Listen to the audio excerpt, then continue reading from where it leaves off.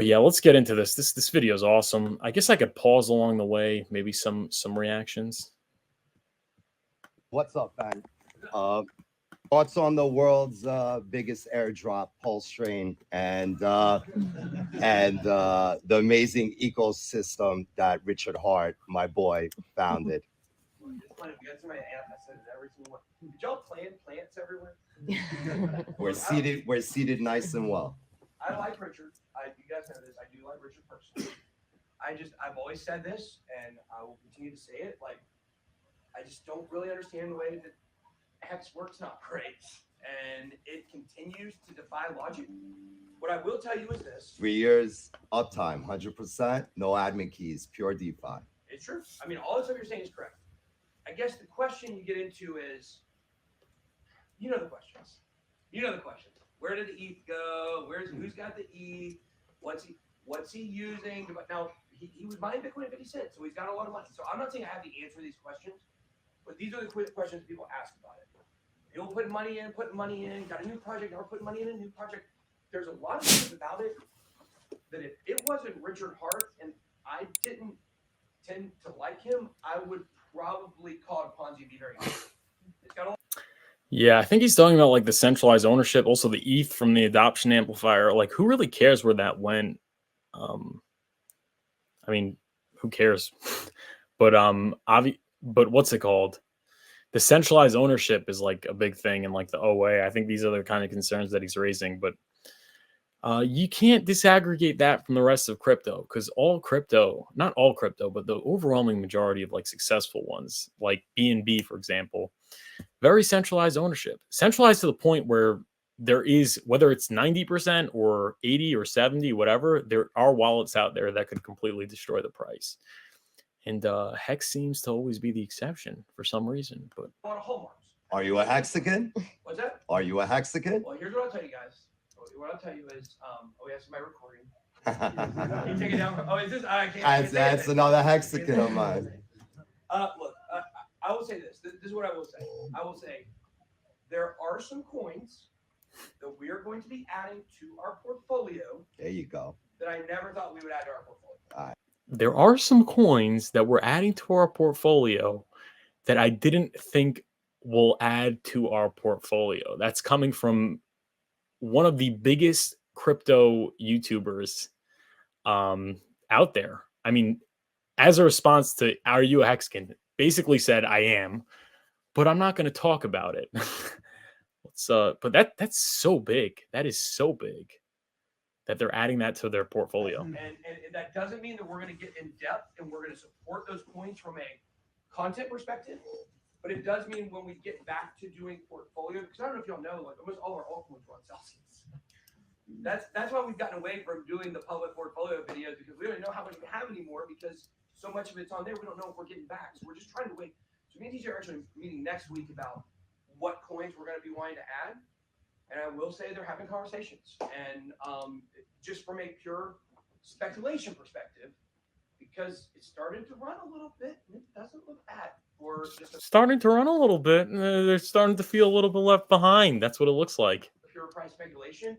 We got to be careful, because if something were to ever happen, we can't. I'm not willing to put my name behind it. Does that make sense? Yeah, I don't like that he said that he's not willing to put his name right after he said that he lost all his money in his portfolio, or like the majority of it to Celsius. He was willing to put his name behind Celsius, which had middlemen, which was subject to the risk of middlemen. Same with FTX and Bybit and everything else. You are subject to a lot more risk with companies and middlemen and centralized exchanges, centralized lending platforms. And he has affiliate marketed for them and has shielded their tokens. But people have to realize he's saying it's because he's afraid to put his name behind it, but he's not. It's more that he's afraid. First of all, there probably could be conflict of interest with his other endorsements, like with the case with Crypto Mason.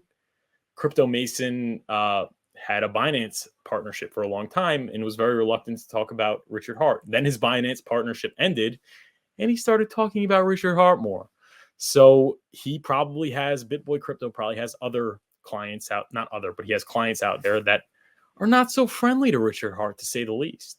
And obviously, he knows that he can't talk openly about it due to that conflict of interest, and obviously also the communities that he shills, like XRP and Cardano and Ethereum, they do not take too kindly to Hex as well.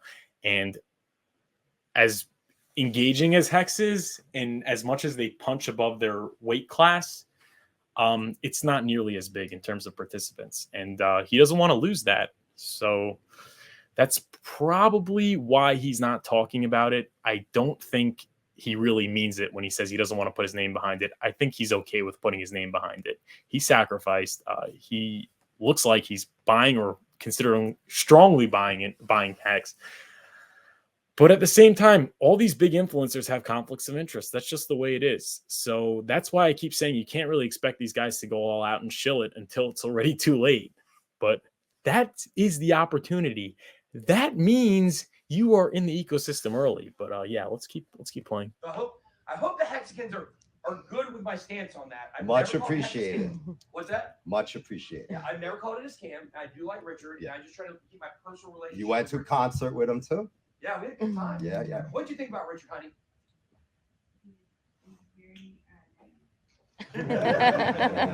Oh, I couldn't hear that one.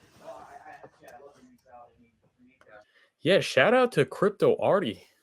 That was like, he got a good soundbite out of that. So yeah, go follow at Crypto Artie. But yeah, that just further shows that really Hex is the next big thing. And then there was the Ivan on Tech. The Ivan on Tech's been talking about it heavily.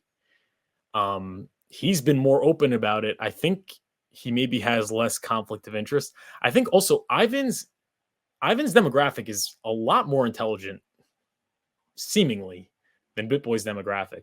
And more intelligent people seem to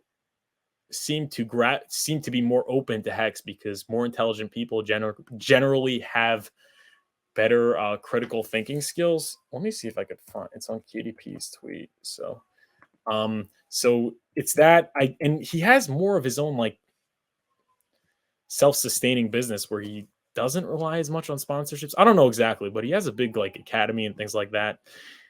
Seemingly less conflicts of interest and a more intelligent audience is what allows him maybe to speak more openly than Bitboy. But even Bitboy bit of downward today. I think a lot has to do with the current situation with DeFi, guys. I think this is creating a bit of waves where investors are starting to question DeFi a bit, because what the hell? It's supposed to be decentralized. Some guys update the contract because they got a court order. What if Polygon gets a court order? They can take billions of dollars and give it to the court. Literally, this is problem. This is a big problem, and we gotta go back to the principles of decentralization. No admin key. I mean, there is one project that has been doing it all along. That's why I'm waiting for Pulsechain. With Pulsechain and Richard Hart, he's been speaking about this for quite some time, and now the industry is coming to that point where we're realizing, what the hell, you cannot have admin key. If you guys understand how big that is, he's saying the industry is coming to that point, like now they're coming to that point that what Richard Hart's been saying for so long, is more prevalent than ever. And he's waiting for Pulsechain. He's going all in on Pulsechain, guys. So it's Bitboy Crypto, over 1 million subs. Ivan on Tech's got a couple 100K, and even Crypto Mason. I actually discussed this in the Patreon meeting yesterday. Crypto Mason, okay, TikTok. He quoted Richard Hart even in his latest TikTok. Where is he? Mason.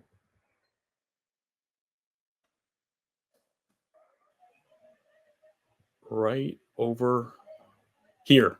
I'm about to tell you how to actually change your life with the crypto market. And once you know and understand what I'm about to tell you in this video, you will be the most powerful archetype in all of crypto. In the words of Richard Hart, there are only two types of people that get extremely rich in crypto. Number one is founders, and number two is holders. Yeah, I like, by the way, that Crypto Mason quotes him. I think it's very important to quote people when you are saying something that they came up with. And Crypto Mason, that tells me he's a solid dude in a way. But yeah, that 1.2 million followers on TikTok, he's like one of the most viral people in crypto. And he's talking about Richard Hart. You have Ivan on Tech talking about Richard Hart, being all in on Pulse Chain. And then there's Bitboy Crypto basically talking about Richard Hart. So yeah, I mean, I think this is things are really, just look at the trajectory. This was like unheard of. This is like a wet dream of a Hexagon 2 years ago, would be for all these influencers to be speaking so strongly on this man and on his projects, and it's happening. Are they going all in on it? No, not yet. That's because Hex isn't mainstream yet. These are mainstream crypto influencers. Mainstream crypto influencers cover that which is mainstream. They're not covering the niche. But what is in the niche emerges into the mainstream. It starts out as a niche, right? Bitcoin started out as a niche, as on the fringes, and then it went to the mainstream. Hex is currently in the state of being in the fringes, but that is all changing, and we see it changing in front of our eyes. And if you think it's not because of the TikToks, think again. The TikToks made a huge difference, especially for Crypto Mason, who's on TikTok, whose feed probably got lit up with TikToks of Richard Hart, because like I said, Jamie got 1 million in 22 days. 1 million views. 1 million views in 22 days. One person making TikToks about Hex. Think about the entire group, and then think about, like, combine that. We're getting close to 100 million views of Richard Hart on TikTok. It's making a huge difference. It's making it more palatable because more people know about him. That makes mainstream influencers more comfortable to talk about him. And that's why they are talking about him more. But it's also because of the great work of people in the Hex community, like Abit Hex. What's going on, Abit? And Abit, I'm going to be on Abit Hex's channel tomorrow night at 7 p.m. Eastern or 8 p.m. Eastern. Go subscribe to Abit Hex and turn on your notifications so you won't miss it. But I'm very excited to be on with Abit Hex tomorrow. It's going to be really fun. But that is huge. So shout out to that. And then I'll take a look at your chats, and then we'll get into the main story, which is the massive Pulse Chain update from Richard Hart. But guys, do you have any big questions about Hex, Pulse, PulseX, crypto in general that you want answered, or your Pulse Chain launch preparation, just anything? Go book a free one-on-one at furufinance.com. Link is in the description. What are you guys saying?